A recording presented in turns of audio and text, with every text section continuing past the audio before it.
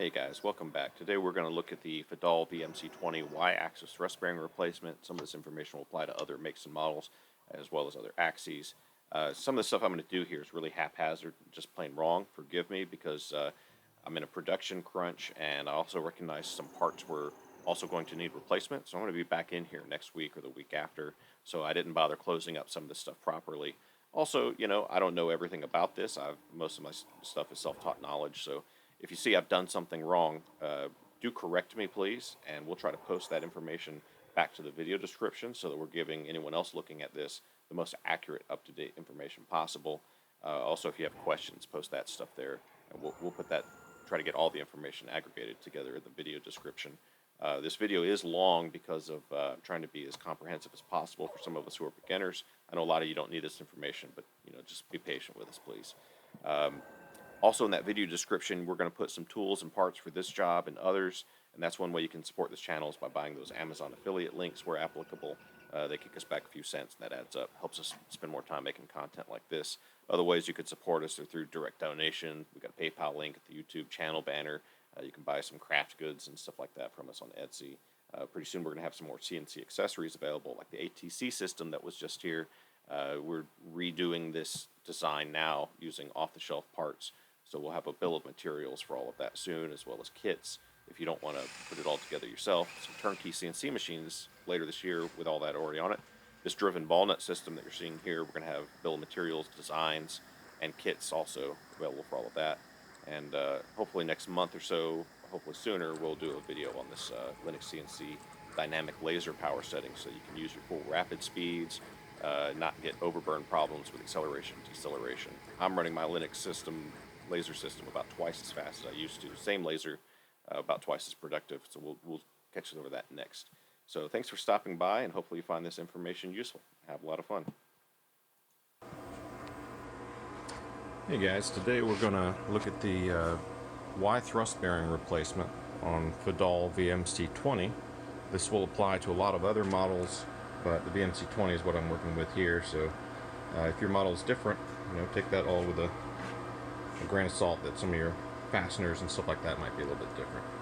So to start off with, the first thing I've done is I've removed the enclosure panels on either side for access, and get the front doors nice and wide open, and we're going to take off the way covers on both the front and the rear. On mine, one of the parts of that telescopic weight cover on the front is missing. See, I just have a temporarily piece of sheet metal there, but this is normally held on by 4 bolts. Corners there, and then the one at the bottom I already have out, but on my machine this is a 1/2 inch SAE hex, and you can just get a regular ratchet in there. Will work fine to get that out. All these are just threaded, so there's not a nut on the back, so you can just use an impact driver or similar if you want to do that. For these nuts though, and the way that it's oriented for access, I'm going to use a ratchet on this, and then we'll walk around over to the side on the rear way cover. Similarly, there's a bolt in here. If you can kind of see, this machine's in poor condition in terms of the sheet metal. It's pretty rusted, but so in here you can see I'm using this ratchet arrangement in order to get in there and then clear the table here. Both of those are 1/2 inch SAE on my machine. And then we've got a 5/32 Allen hex socket on either side of that. And again, these are just threaded straight into the sheet metal there, so you can use an impact there. So the other thing that I've done prior to this is I just kind of gave things a cursory clean, and I know it's still really dirty. This machine is not in great shape when I got it, but we're rehabilitating it little by little. But I'm giving it a cursory clean before I got here, primarily in the area above where the ball screw is going to get exposed in a little while, because I just don't want, through casual motion, to accidentally knock some chips down on that ball screw and then potentially not see that they're there. We are going to be careful and carefully clean it all up before we put it back together, but that just, you know, kind of helps stay ahead of that. So I'm going to get these weight covers off and then we'll come back. Oh, also worth mentioning, on this rear way cover, There's the one here that I just pointed out. There's also one in the middle, and it's up high. On mine, I already have it out because I kind of did this job once before, but I didn't have the bearings for replacement. I was just kind of doing a Bex finding mission first. But there's the one here that's low. There's one like it, mirror on the other side, and then there's one high in the center. They're all the same size. Another thing to mention, you can see back here is the telescopic screw cover. And when we release this chip coolant tray and this back way cover, it has a potential to hit that ball screw. Even though the telescopic cover is there to protect it somewhat, I would recommend that you take this off first. You know, another option would be you could take off just this part. Personally, I prefer to do this because it makes it a lot easier to get to the ball nut, as we'll see here in a minute. Just know that with this assembly still on here, you will want to just be careful. Take the bottom off first, let it down gently so that you're not crashing into that ball nut too hard, or ball screw. Alright, so we got the way covers off, and as you can see, I kind of bumped that side of that telescopic cover, and that's kind of what I was talking about there. Is now that's potentially going to introduce some garbage in there, so I'm going to get in here with a vacuum cleaner before we proceed. And this front way cover, technically I think you can do this job without removing it. The reason that I did is because while we're looking at all this stuff, it's just a lot more accessible than we would probably get to these things otherwise. So it just kind of makes sense to look over some of the Gibs and the oil system to check all that while it's easily accessible. And this would, you know, it's just kind of easier here. So this maybe is a good time to check that your way scrapers. Here you can see I've replaced mine, were either missing or worn out, I don't remember, but I replaced them with a hard piece of vinyl with just a couple drilled holes, and you just need to make this edge square and keep it under a little bit of tension so that it scrapes stuff off of the ways as it comes in. If you can remove the Gibs here with these two hex sockets, and then there's just a way scraper here. I would recommend removing these Gibs while you're out here because you can check them just to, you know, clean them up, check their health, look for signs of other problems. Because especially if you're replacing your Y thrust bearings, you're, you know, assumedly doing it because you have some kind of a problem. So it's just a good opportunity to rule out these other things. So that's the front Gib, and that's the coaxial Gib that keeps the Y-axis in line. The second to that pair is back here, and you can see right in here, here's the plate that holds the Gib in, and it's got its own wiper. Again, just a wiper on the other end, and just like the front, we got two vinyl wipers on either side, and the wipers just get the chips off the slides. Some machines, depending on what kind of coolant is used or whatever, this is a good time to look at the surface and see if there's like some rust and pitting, and you know, maybe it needs to be polished a little bit, or you know, hopefully not scraped. But one thing I noticed on this machine was that over here on this front way, you can still just ever so faintly see it. There's kind of an S pattern. And this S pattern is the groove, the lubrication groove that was in the tersite. And the tersite has not come loose, and I looked at it earlier, and it's okay. But the fact that witness mark is there indicates to me that this either stopped for a considerable amount of time, which is what I know to be the truth of this machine. But if that were not the case, it would be an indication I need to look into the lubrication system, make sure that the pump is working, that everything is not clogged. There's some good information in the manual about how to clear that if you need it, and there are some aftermarket lines and stuff. But I'm going to get this rear area cleaned up, and we'll move on to the next steps of actually getting the ball nut removed. And we'll go take the motor out right before that, just so that there's not that extra weight putting stress on where that ball nut is connected. Oh, the other thing is, you'll notice that I have where I have this located, I jogged this forward enough that I've got enough room to work there, but I don't want it all the way up, because when this gets loose, I'm then going to have to power off the machine and disconnect the motor. It won't be as easy to jog back and forth anymore. I have to manually turn it by hand, kind of a pain.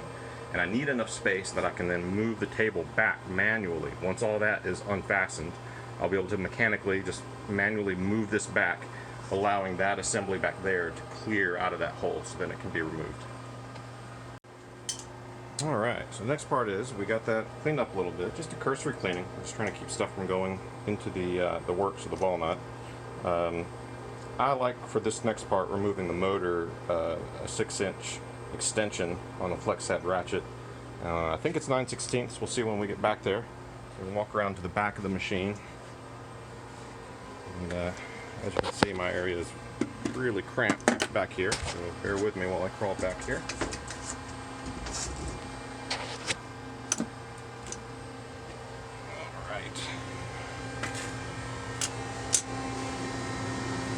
Probably see nothing yet, but alright, there we go. So you can see there's 4 bolts holding this motor mount on.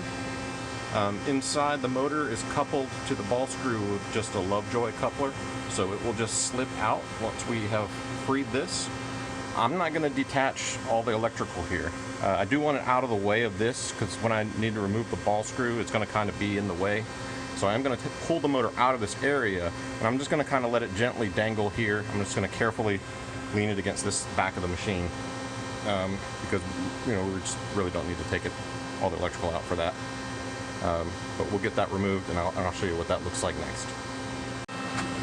One other thing, you might want to remove these 2 lower bolts first, because otherwise, the weight of the motor, it is fairly long, as you can see, is going to want to torque it down, and you don't want to damage that Lovejoy connector or bend the end of that shaft or anything on the ball screw. So remove those 2 first.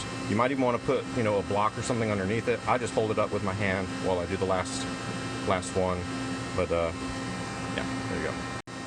Okay, well, you can see I'm holding this motor up.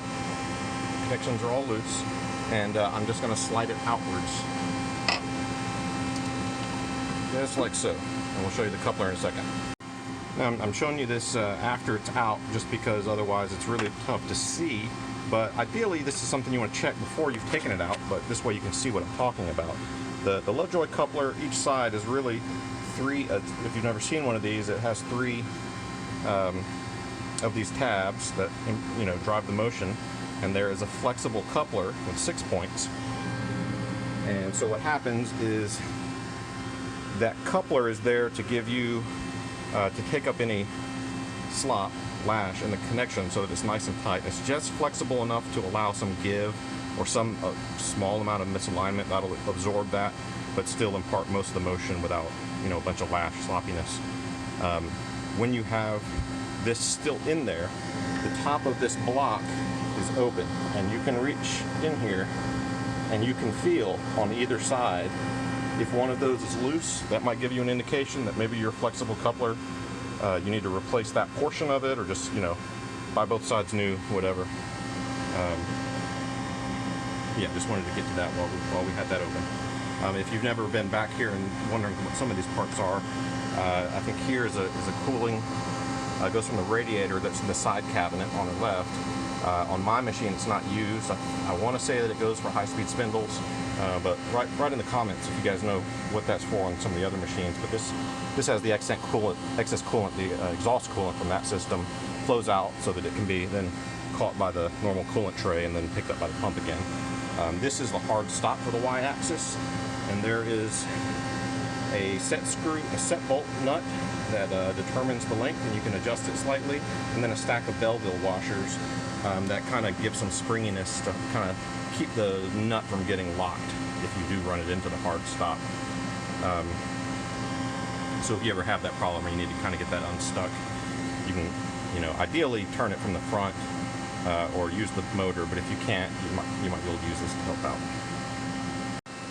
And our motor here, you see we've got just enough length on it that I'm just going to set it on the ground, and now it's safe and secure here, not going to fall anywhere, and then we'll complete the rest of the job. Alright, so again, we still got some more garbage around the ball nut, and we don't want garbage in our ball. we're getting up most of it before. And a little bit of air will get the areas that are important a little better. So the ball nut, this is the ball nut, and it's held in by 5 hex Allen socket screws, and that's a 1/4 inch SAE on my machine.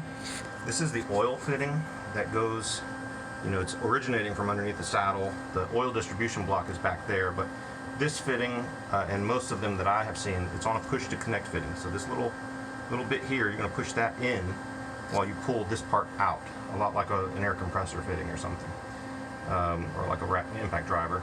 And just so that we're not taking the risk of introducing some of this garbage on the tip of this when it's sitting in here and we're not paying attention to it later, I'm going to grab a little aluminum foil or tape or something, put that on the end of this when we take that out, and then later, before we get all this back together, that's going to be one of the things we check. While we have that disconnected, we can be sure that oil is actually coming out of there when we run the lubrication system. Alright, so we got the push to connect fitting loose, and looking in here I can see that there is oil in it. I still want to double check that there's actually flow. So what I'm going to do is I'm going to grab a relatively clean section of paper towel on something, and there's a clean side to this. And I'm going to put this under this tube in a spot where I will definitely notice, hey, that wasn't oil wetted before. Now I'm going to go over to the lube pump and I'm going to manually activate it a few times. Now if you have a manual pump, I think this is going to work the same way. Essentially, it's a piston with a spring in here, and later on I'm going to do a video just on this Way Lube pump, because I actually had to rebuild this one. As you can tell from the cover being off, I never got it fully put back together. In mine, the plunger was frozen, the actual pump plunger, so I had to get that free. Fortunately, the rest of it's a gear motor. It's a really small, tiny motor. I want to say that's, I mean, we're talking milliamps here. But it's geared down several times with some nylon gears, and then there's a worm gear that essentially moves a cam, and then that moves this piston up, which you would normally do by hand. And once you pull it up, you can feel it slowly move down. There's a spring that regulates the flow. And so you might do this to prime your system if you know that your oil system has been offline for some time, or if you're wanting to exaggerate the flow temporarily, say for example flushing and cleaning. I think the manual says you can use ATF for cleaning purposes, but you want to, or kerosene perhaps, if I remember correctly. You want to make sure you get all of that out of your system by the time you're done. That's just to get everything clean. You don't want to leave that stuff in there though, because this is, and likewise, automotive oils and stuff like that have detergents in them that you do not want on your copper flex hoses and stuff like here in the distribution blocks. Yeah, it's better than nothing probably, but you'll probably have a headache later. And as you notice on here, this machine had some 30 weight, SAE 30 weight oil in it when I got it, and this was dry.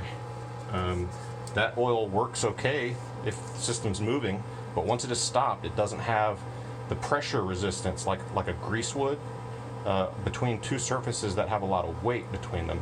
And so what happens is the weight of this table is basically able to squish that oil out, and it also just dries a lot faster. So, try to use the right oil if you can, at least close, and hopefully not with additives. But yeah, we just ran that a couple times. Let me do it a couple more times just to be sure, and then we'll walk back around and see if we've got oil on our paper towel.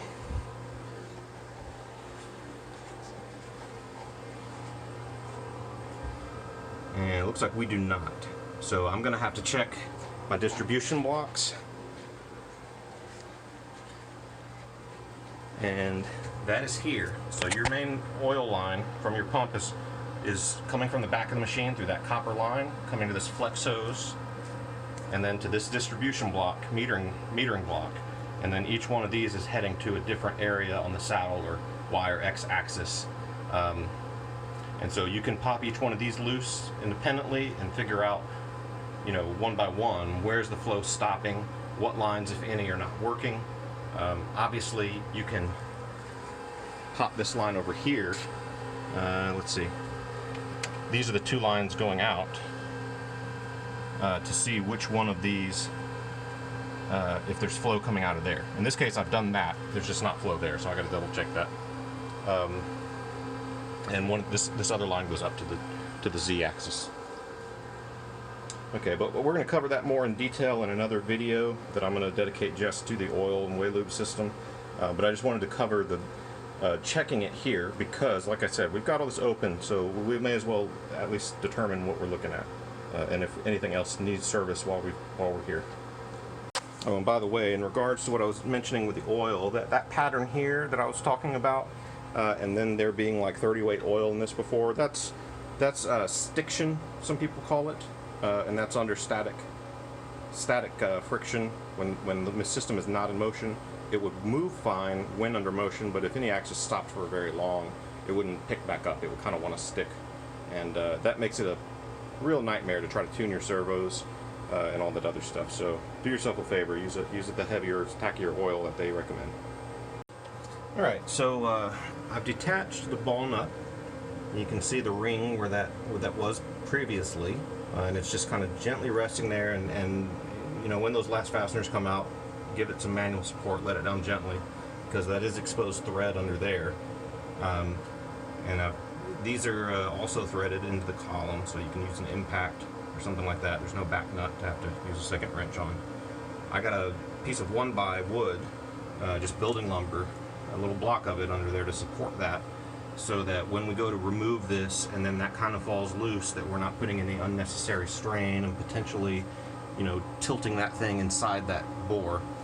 And then that block we're going to use to give some counter force, because we're going to use a pry bar on this to pull it back. This is a little bit too heavy unless you took the Gibs off to move by hand. I do recommend that you take the Gibs off if you haven't on your machine lately, because if it's anything like this one, it needed some attention. There were just a lot of chips and stuff in there. The threads on the Gibs screws themselves needed to be kind of cleaned up. It was just, they were not in great shape. And like I keep saying, you know, you got it. You're right there. While this is open, just take a look at it. The Gibs screws,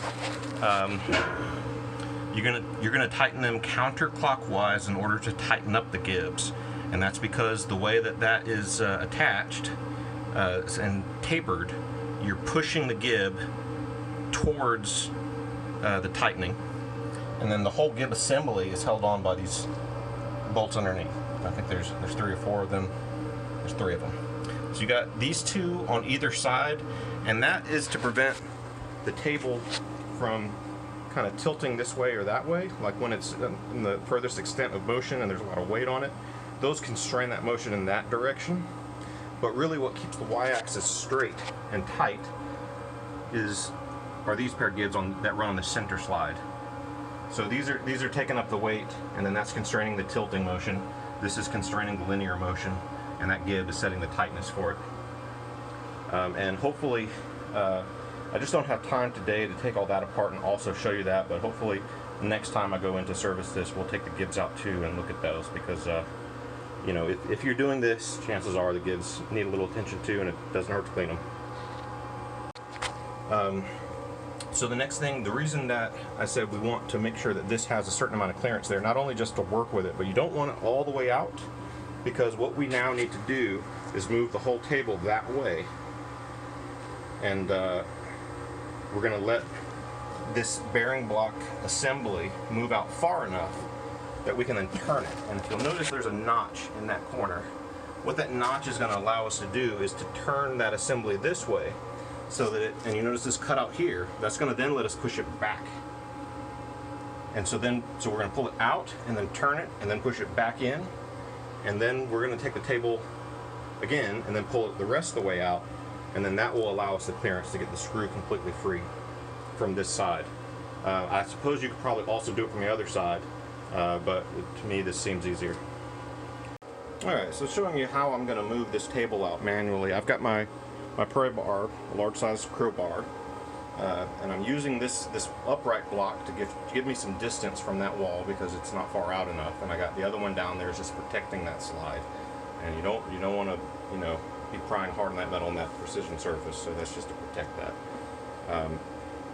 And like I said, if you took the Gibs out, you might not even need to do this. I was able to move this by hand last time, but when the Gibs are tight, you're probably not going to move this by hand unless you're He-Man.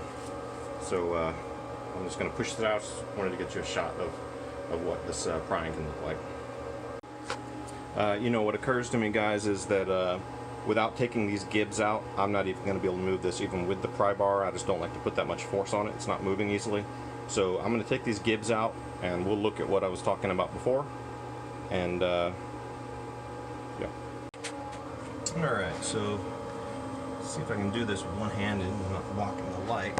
Gotta get this retainer for this Gib out.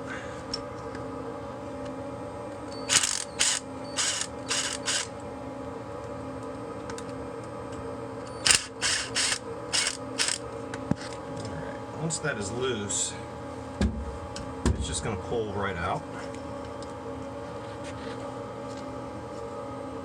Okay, here's where the wiper block and the little plate that holds it in.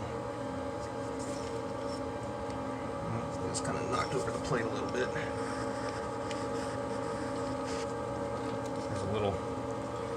There's a little block in here. We'll lose that. And this is what the little flange, the shoulder on the Gibs screw moves against. So that's actually the block that it drives against. And then you can see just the head of that screw is there, and you can just pull it out, kind of wiggle it a little bit, and it'll just slide out.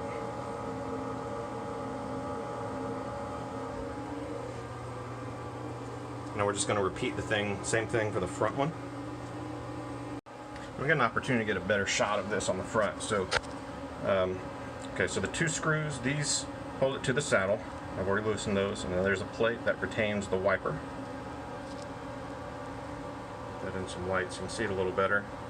You know, check that that's still flexible, that the edge of it is still doing what it's supposed to do, but it has some tension against that. And then this block, once the screws are loose, you kind of wiggle it in that part. You can see how that normally would drive that. Alright, next thing we're going to take the side Gibs off. You see there are 3 bolts underneath there. And we'll get this kind of cleaned up. Once we get that out, that'll be a lot easier to get all this area the way we would rather see it.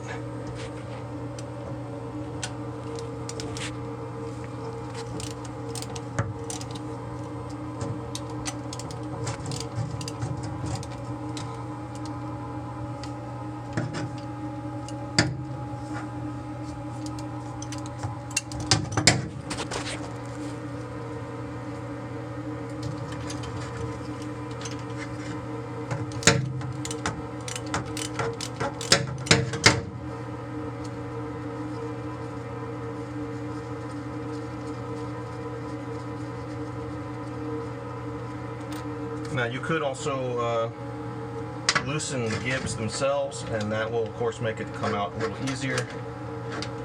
I'm just kind of skipping a step since I'm also videoing here. It makes the videoing part a little easier if I just have fewer steps to accurately perform.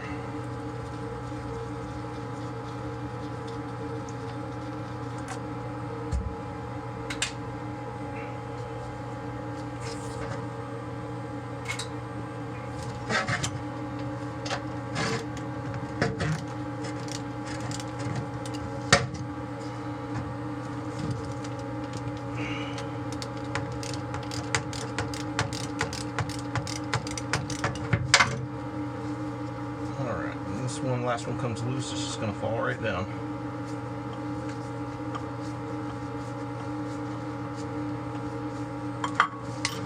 Alright, one side fell loose. These do need to be on a particular side probably, because the wear might not be even. You might be able to get away with it just by, resetting it, but then you might have a little premature wear on each side as it wears back in. In other words, if there's a high spot here, you might end up with this side, this Gib wearing out faster if you had inadvertently swapped them. So, maybe not totally necessary, but I try to keep them the same. So this is a good time to look in here and see if you've got chips stuck in here, or you've got any other signs of damage like scoring lines and things like that. And then also by inspecting all these surfaces while you're in here to determine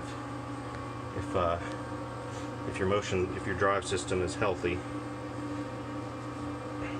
So as you can see, just like the other ones, there's a little pair of flanges on this Gibs screw, and that by turning it counterclockwise, you push this gib away from the screw, and it has a slight incline taper to it that tightens down the gib.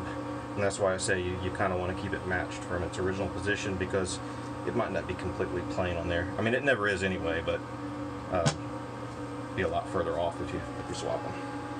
I did that the first time, and it took me a minute to realize why I couldn't get things to move. I didn't have enough motion to adjust out the lash.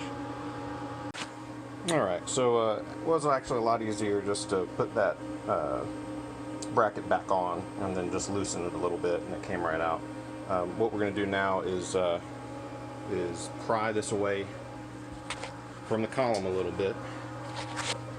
Put down my, kind of upset this a minute ago. And get this set back up so that we can pry against it. Although I might also be able to just pull this forward, but for those of you maybe who didn't take your Gibs off,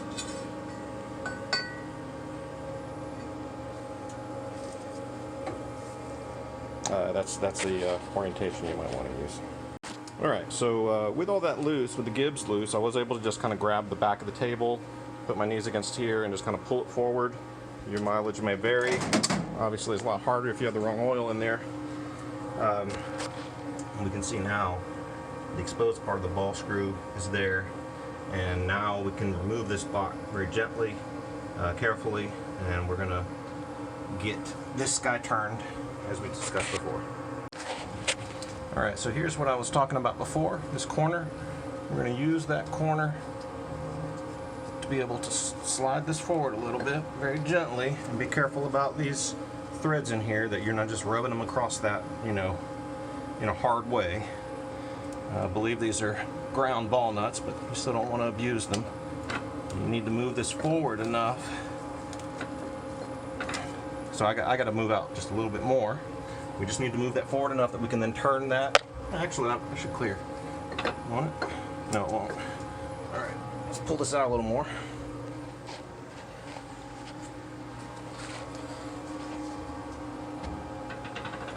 All right.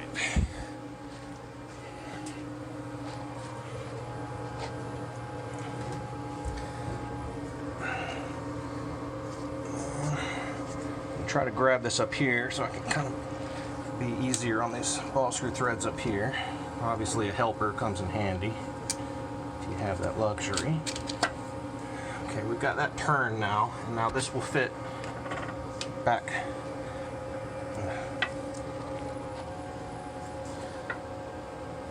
into here. I'm just going slow because I don't want to damage this ball screw. Alright, so now you can see I'm just, end of the ball screws there, I'm just clear of it. And I kind of turned that and tilted it, and I was able to get a little further back. So now this ball screw can now come out of the machine. I'm actually going to pull the table forward just a little bit more, actually, to make it even easier, since, you know, I got a camera in one hand.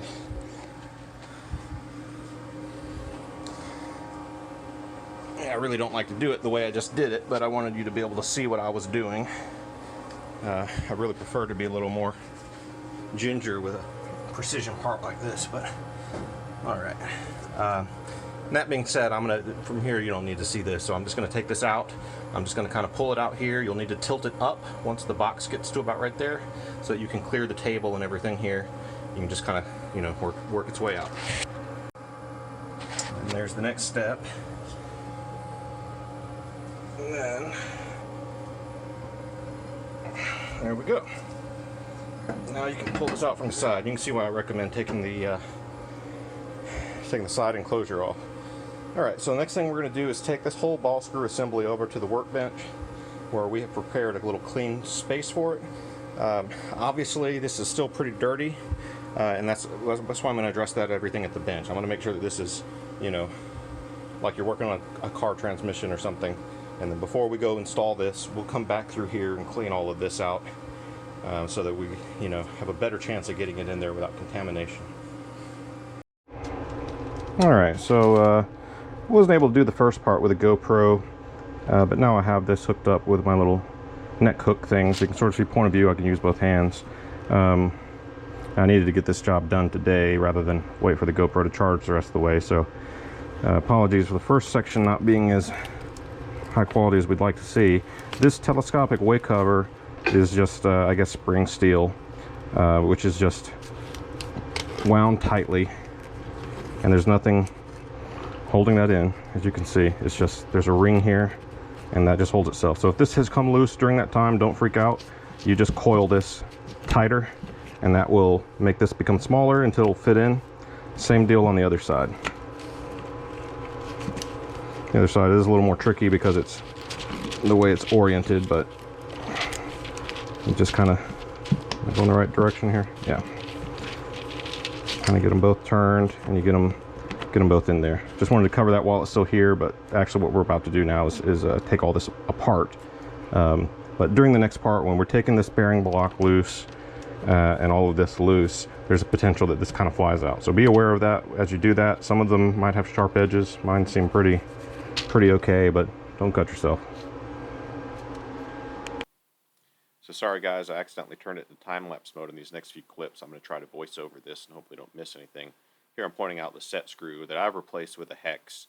It's a 1/4 inch 20. Normally there's a recessed female socket grub screw in there that just pushes onto the key, and that's kind of a weak point. Others have pointed out in forums that you really are better off grinding a couple new flats on the end of the shaft, drill and tap another hole, perhaps even a bigger size screw thread. You know, what's on there right now is a 1/4 20. It could stand to be a little heavier. But I didn't do it this time around in this video, but really it's good advice too, and I'm going to end up doing that later because I did end up with problems where that set screw is only putting force on the key itself, and actually the key is kind of the weak point in my case. I don't know if it's the pot metal being, you know, doesn't have the hardness or whatever, but do yourself a favor, not have to come back to this again, and while you got this out, grind a couple flats, drill and tap another set screw, maybe a heavier one. But once you untighten this grub screw, you'll be able to slip the Lovejoy coupler off. There's nothing else holding it on, but it's usually pretty tight, so you need generally pry bars to get it out. Just be careful you're not bending anything, or that bearing cap retainer that's on the other side, that you're not pressing force on that radial seal and destroying it if you need it again. You also, on this next part, I'm using a wrench. It's a 1/2 inch. There are 4 bolts, 1/2 inch SAE, that hold in that retainer plate. You could also use a ratchet drive from the left side. That left side is open, as you'll see me put my finger in here in a second.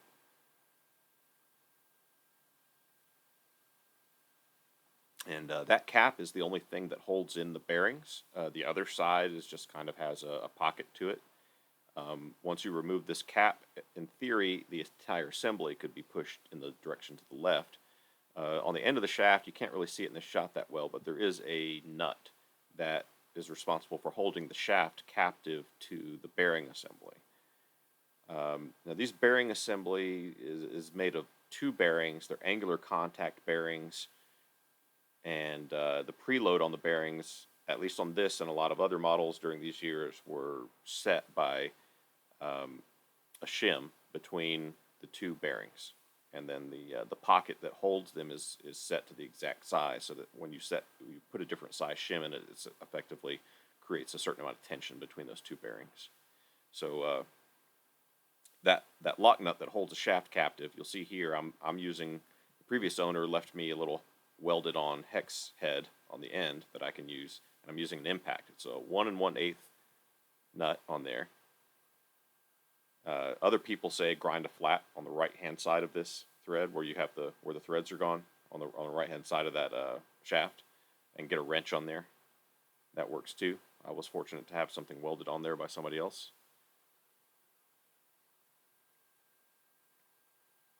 And then from this point, you know, the bearings are on there fairly tight. but you can you know, either use a drift and, you know, lead hammer, something like that, or carefully pry it out. It's not too much force on the cap, but the bearings themselves you usually have to press out.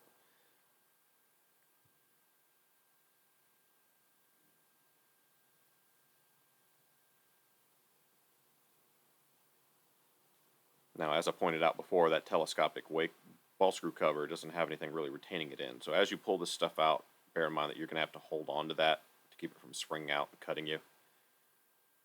Or you could be smart and put a zip tie on it or something like that.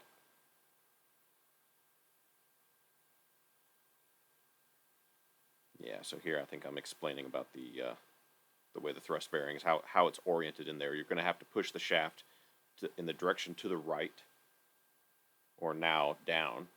I don't have a press big enough to do this, so what I'm going to do is use a drift and a hammer and very gently push that out.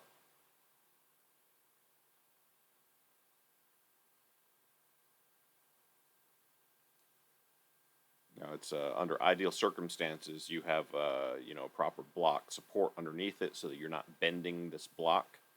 You're going to see a little bit later, I find out that this block was already bent. I don't know if I did this the last time I was in here doing my fax finding mission, or if it was like that when I got it. Don't know, but it's going to cause some problems for me later, which is why I'm going to come back to do this job later. But you know, just to be on the safe side, if you're doing this job, make sure that what you've got under this block is fully supporting it as close to the diameter of what that screw is, what you can get under there, because this is what I'm filing there to reveal is that this is anodized aluminum. It is going to deform if you put too much pressure on it, and it won't, you know, spring back to its original shape. So just bear that all in mind with how you take these parts out. All right, so here I've got it under what you can't really see very well, but there's a vise underneath it, a smaller vise that's got some even support right under where that bearing is. And I'm just using a drift on the end of the shaft to gently tap it out little by little. Right about here, I'm finding out that you need 3 hands to do it this way. So, you know, take some time to set up a fixture or have a helper on hand.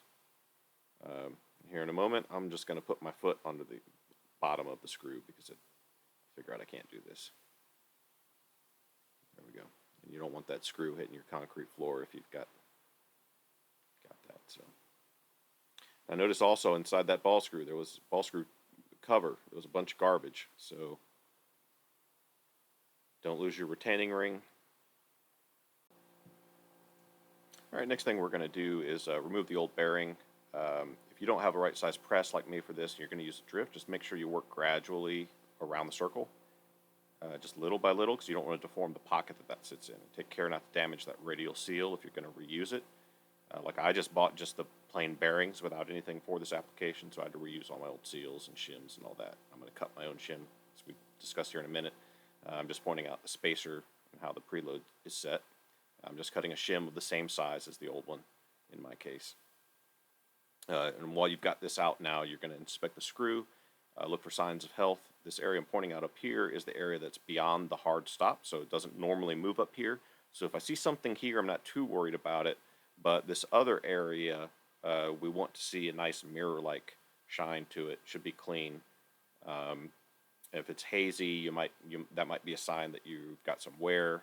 If you're getting grooves or even worse, then you know you're going to have some problems with motion there. So you might want to, depending on your requirements for this machine, what your application is, you might need to look at just a new screw or different size nuts or whatever, but balls in the nuts rather.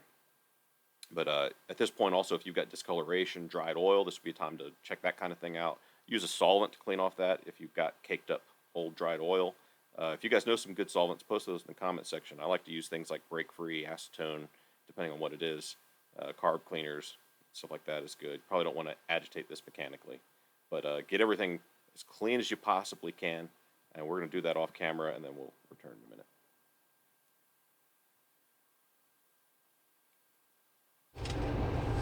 Alright, so we're back after having cleaned these parts. Particular areas to pay attention to is inside this part that you know, holds the bearing in, and this seal keeps garbage out of this bearing race, because these are just open bearings otherwise.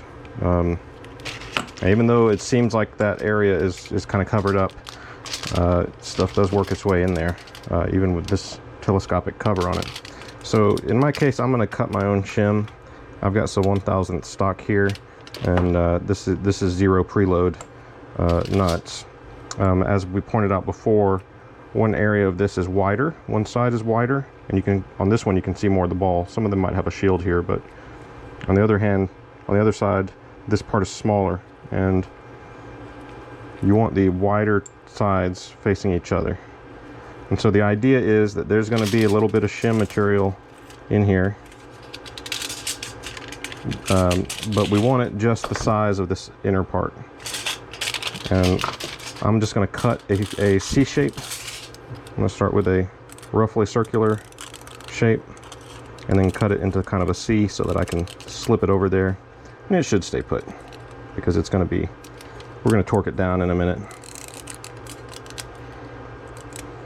And it shouldn't really be able to move. I'm going to make that a little smaller. That would technically work where it was, but I want to give opportunity for grease to move between the two if necessary. I'd like that to be open. And get rid of all these little pieces of metal before they slip into a place they shouldn't be. And as you can see, after I finished cleaning this, I put down some fresh paper that's not good and clean, and I wiped down my gloves, put new gloves on, whatever. So the inside of this is going to need to be big enough that it can fit around the shaft. And it's a heck of a lot easier if you just got the shim from the manufacturer of the bearing. Now in my case, I could not find the specs for this, and as I've said before, I certainly don't know everything, and I don't claim to be an expert in any of this. I'm just hopefully helping some people out who maybe don't even know this much. So, but if you know better and you know these specs or know where to find them, please do post it in the comment. We'll all benefit from that. So that's roughly what we're looking for. So I'm going to assemble this once by hand with just, I'm not going to grease it just yet. First I'm going to put this on there and just see how that feels when I cinch them up. Okay, that doesn't go. Okay, that's a little bit of a tight fit. Okay, so you know what? I'm probably not going to want to do that multiple times. So I am going to put grease in them and then put them in just the final time, hopefully. Hopefully it's right. Oh, dummy me. Okay.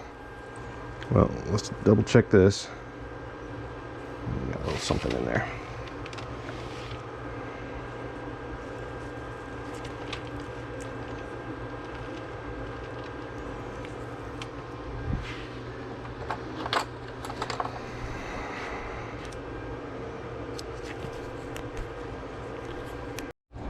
All right, so we're back. We've got our ball screw cleaned up, bearings packed with grease. Obviously, if you got an oiler, don't pack it with grease.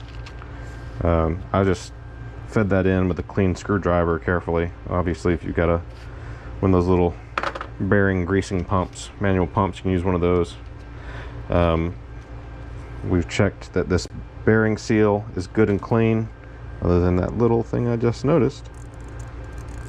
And yeah, you want to double check that. See, there's a chip. So once we've got all of this, that we're satisfied that all this is very clean, you could put this together several different ways. What I'm going to do is put the bearings together and then install them into the block and tighten down the retainer cap over it.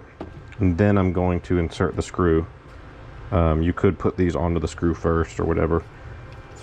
I can't see why the order would really matter, but I think last time I put it on the screw. But if I get to doing that and I realize that's wrong, then I'll correct myself here in a moment. So next thing I'm going to do is, I got my shim in place. I'm going to drive these down into the block with the arbor press, and then put the cap back on, and we'll be back in just a moment. Alright, we're back.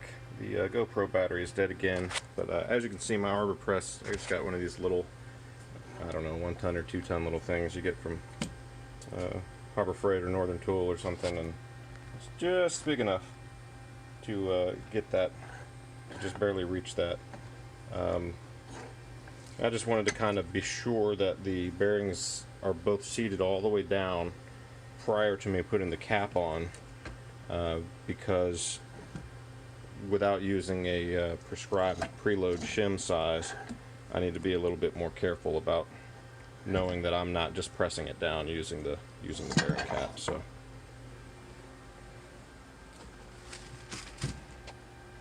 all right, so as I just said, I wanted to make sure that this was seated all the way down before I put this bearing cap on.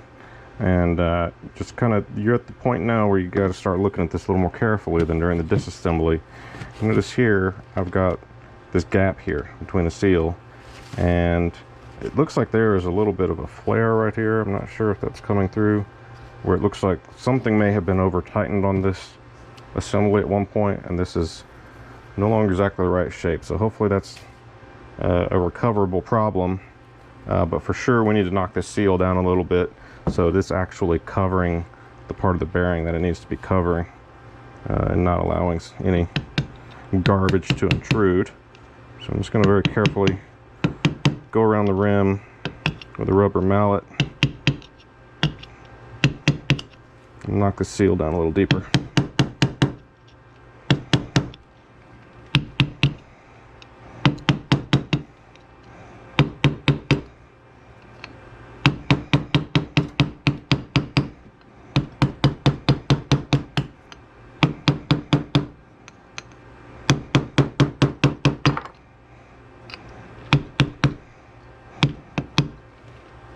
And actually what I just did is accidentally knocked the second bearing back out, but that's fine. What I'm going to do is just put it back in the arbor press, and we'll set it back down.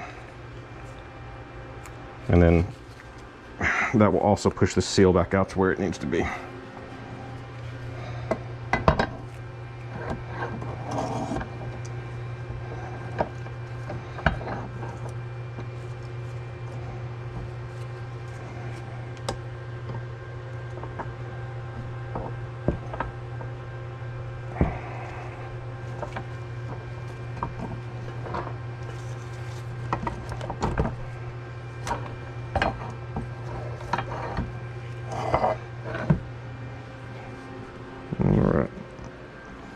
And double check that your press, like mine, didn't have a little piece of garbage on the end. I don't want that guy in the bearing. Nope, I'm just pushing it deeper in there. I'm gonna grab a pick. And by the way, guys, this is a good time to mention, I said I was gonna grab a pick. This is just a dental pick, but man, in here with, you know, your little mechanical doohickeys and things, your inspection mirror and things like that, get yourself a dental pick if you don't have one right yet. And it is perfect for this kind of thing. See, I got that out easy breezy. Now that is not in our bearing, ruining our day later. All right. And we'll double check this guy again one last once over. Looks good, so he can go back on. And that feels like there's still some play there, so I think our block is warped. But let me fasten it first, just to be sure. Could be my imagination. It could be this block's not down all the way. I'll at least get 2 on there. We'll see what that feels like.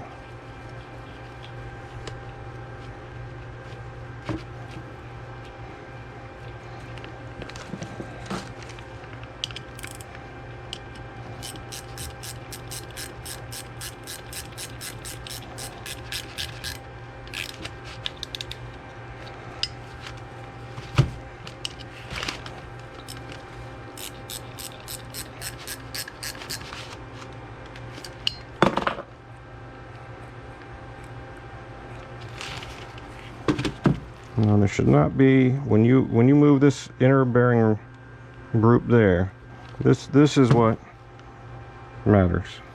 I'm not sure how much this shows up on the camera, but you can see that that middle area of the bearing is moving, and that's what we don't want. That's what this whole assembly is intended to do, is to squash these bearings between each other, and then that shim, that gap that we were talking about, is there to moderate the amount of slop that's in that. So it looks to me like this is warped a little bit, like at some point. Hopefully I didn't do this last time. I don't think I would have done something like that, but it looks like it got over torqued or something was not right, and to push it out of shape. So I'm gonna go off camera and ponder this for a minute. We'll see if we can figure out a good way to deal with this. All right, we're back once more. I can line this up a little bit. So that little bit of bow that was there is now gone.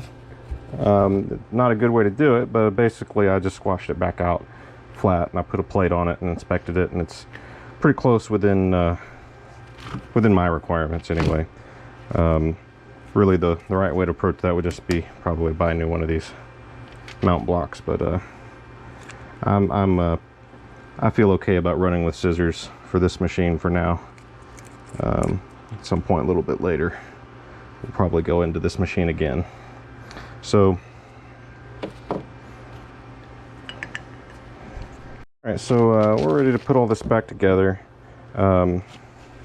Things to check for when you're getting this reassembled: make sure that the seal is completely against that bearing there.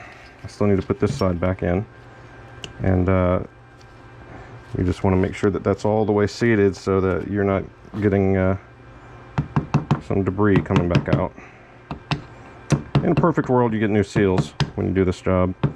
I didn't anticipate that these bearings I ordered off some random person on eBay didn't have the seals with them, but we can make do for now. We're for lots of other reasons, I'm probably going to end up redoing this job sometime fairly soon again. That happens. That's okay. Alright, now that's all the way in, and the goal with this is that there shouldn't be any play coaxially along this axis, but it should still spin. It should be snug, but it should still spin. It might not, maybe not by hand. Maybe some others can chime in on their experience with that when it's used, you know, with the factory torque setting. So the next part is we're going to put the shaft back in. And we need to make sure that we've got everything in the right order that it came out with. So here's the retaining ring for the telescopic ball screw cover.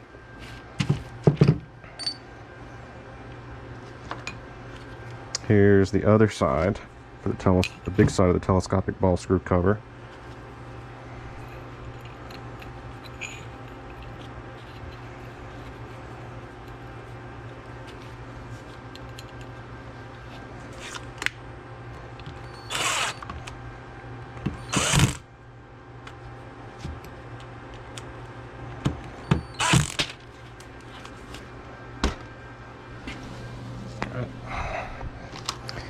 And okay, so the next part is we're going to take the telescopic ball screw cover.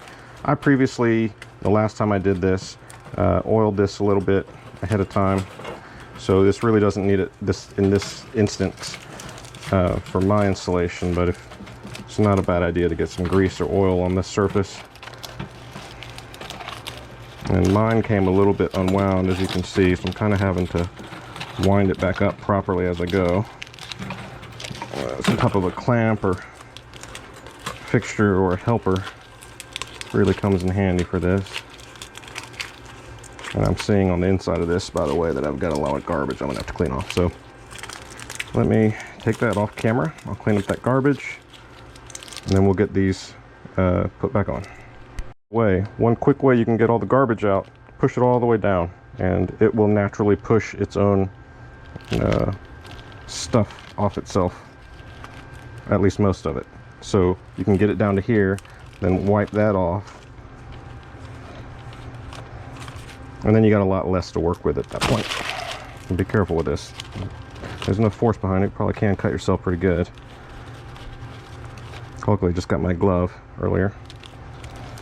And then now I'll unwind this a little bit and kind of go wipe the inside down a little more, but we got most of the garbage out that way. Okay, so next part is you're going to coil this tightly so that it's inside that retaining ring on the end. Otherwise, when it flexes under the spring force back out, it's going to escape. But all you do is twist this so that it tightens, get it inside that ring, and then you release it. And the pressure of this spring will keep this telescopic cover in place. And you can see the spring force is even enough to kind of want to move the ball nut. So we got the retaining nut here back in. That's what holds the shaft, locks that captive to the bearing pair.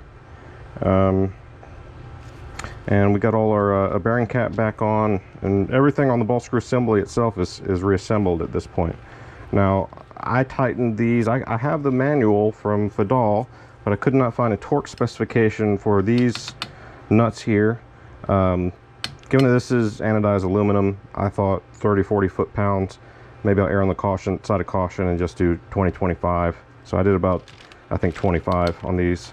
In theory, this also doesn't need a whole lot because it doesn't have to hold this whole assembly in place against the power of the drive motor. It only has to overcome the drag of the rotational force, which is not that much. And you can always tighten it back up again later. But if someone does know the proper torques for these, please do post it in the comments. We'll get that updated. But barring that, just use your common sense. And next thing we're going to do is clean out this keyway a little bit. Some garbage got in there. We'll put the key back in. We'll put our Lovejoy coupler back on, and we'll get it back in the machine. All right, so I've got this all back together. So what you're going to be looking for before you reinstall this on the machine is that there is no human discernible motion in this coaxial direction. And then, you know, obviously this is a good time to check the ball nut likewise. And that feels nice and tight.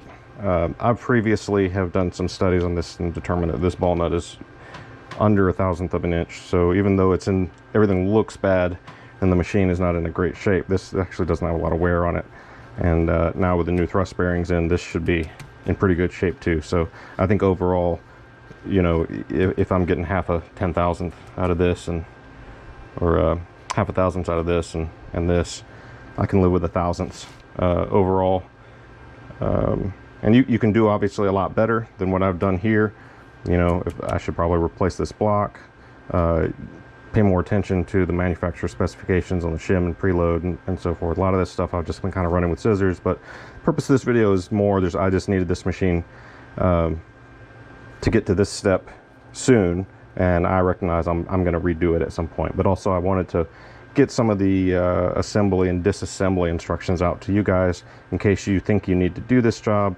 You know what you need to do, what all is involved. You know, just replace the parts that I didn't. You should be in good shape. So when it's time to put the Gibs back in, as you can see, I've got the ball screw in place temporarily. Again, I'm not finished. I'm gonna have to do this again in a couple weeks, I guess. So I'm not gonna bother cleaning up the rest of it for now because I know I'm gonna come back in and probably repaint this area too and clean up these slides a little bit better. But at least what I want to know for right now is whether or not the backlash I was experiencing was due just to the thrust bearing issue. And so I'm just going to attach the ball screw, the motor, and then put the coaxial Gibs back in. And while I've got them out, I'll just show you here that this is a lubrication groove, and these holes, correct me if I'm wrong, anyone who might know better, I believe are for the automatic oil lube system to inject so that it makes it onto that contact surface. On the back end, this is also a slide surface, but it's not contacting against the slide, it's just contacting against the saddle when you're adjusting the Gib. So you know, heavy grease or something there is probably fine on this side. But I imagine also, since this lube channel is right here, you know, that's going to end up being whatever your way lube is eventually. But you can assemble it with grease like this and it should run out. Just, you know, try to use a grease without detergents and stuff. and if you don't plan on cleaning it out again fairly soon. All right, well, I'm going to get this back in, and then we're just going to check the backlash to assess whether or not this fixed anything. All right, so got the motor back in, the ball screw is back in, and I put in the coaxial Gibs and hand tightened them. You notice I've left the side Gibs out for now because I want to isolate just things in this motion. If there's some like stiction or other things going on, I don't want to look at that right now. So what I'm going to do is, this is really just kind of follow up at this point. If you were not questioning that assembly like I am here, you would just put the rest of it back together. Of course, this is a good time to check all this before you get it all closed up again. But I'm going to put a dial indicator on here and check where my backlash reads now. And hopefully this has been helpful to you who maybe have not done this job before, not worked on these machines before. As always, there's a lot of stuff about this that I just don't know. I'm learning along with you guys who might be watching. So if you're watching this, you see some things I might have done wrong or some supplemental information, do post it in the comments. I'll try to add that all to the video description, and then we can all benefit from the community knowledge. Thanks.